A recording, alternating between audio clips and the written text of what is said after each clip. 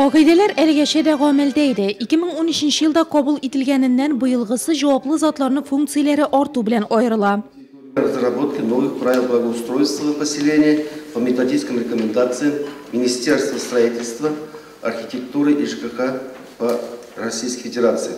Күп фатирлы йортлар территорияләрендә төзекләндерү, чисталык һәм тәртип саклау тулысынча идарәче компанияләр өстендә булса, яңа кагыйдәләр милекчеләр җаваплылыгын да киңәйтә.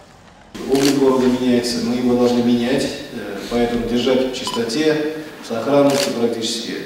Очень много делается по ремонту объектов, как и бюджетного, так скажем, направления бюджетных предприятий, так и сами горожане очень много заметили, уже ремонтируют не только просто какие-то свои строения, да и дома. На будущее вот мы уже планируем в центральной части города заняться, это асфальтируем центральную часть города массивно и замену всех бордюрных камней со следующего года, поэтому и тротуарный пешеход, потому что это тоже вот будет в основе лежать, в основе вот исполнения вот данного документа, который мы сейчас обсуждаем и принимаем.